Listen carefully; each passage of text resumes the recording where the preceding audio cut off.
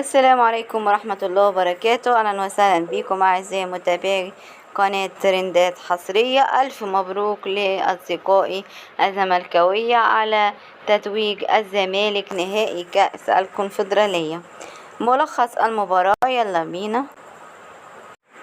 تقدم الفريق الأول لكرة القدم بنادي الزمالك على نهضة بركان بهدف بعد مرور 30 دقيقة في إياب نهائي كأس الكونفدرالية على ملعب استاد القاهرة الدولي اليوم الأحد.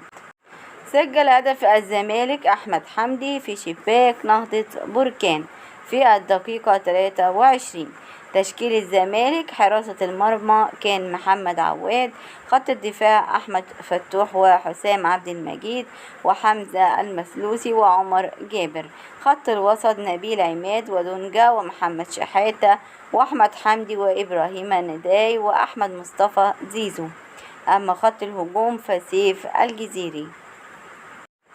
ويتواجد على مقاعد البدلاء كل من محمد صبحي وياسر حمد وزياد كمال ويوسف أوباما وسيد عبد الله نيمار ومهاب ياسر ومصطفى شلبي وسامسون أكينيولا وناصر منسي. أما عن تشكيل نهضة بركان: حراسة المرمى حمزة حمياني، وخط الدفاع حمزة المساوي وإيسوفو دايو وعبد الحق عسال وعادل تحيف، وخط الوسط أيوب خيري ومحمد المرابط وياسين البحيري. أما عن خط الهجوم يوسف الفحلي وفاليري ياسين. كان إيه اللي هيحصل لو تعادل الزمالك ونهضة البركان في نهائي الكونفدرالية؟ في تلك الحالة يتم اللجوء لركلات الترجيح بصورة مباشرة، ولن يتم الذهاب لشوطين إضافيين نظرا لتفعيل قاعدة احتساب الهدف بهدفين حال التعادل.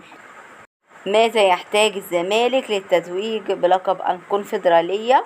يكفي الزمالك الفوز ب1-0 من أجل حسم لقب الكونفدرالية للمرة الثانية في تاريخه أمام نهضة بركان. كم يحصل الفائز بلقب الكونفدرالية قبل نهائي الزمالك ونهضة البركان؟ يحصل الفائز على لقب الكونفدرالية على 2 مليون دولار، ويحصل نظيره على $1,000,000.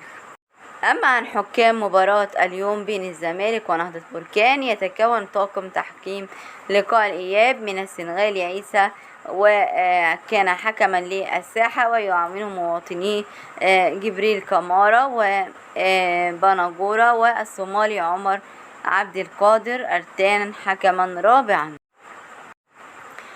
هو ده كان ملخص المباراة. ألف مبروك لأصدقائي الزملكاوية وألف مبروك للشعب المصري عموما. أترككم في رعاية الله والسلام عليكم ورحمة الله.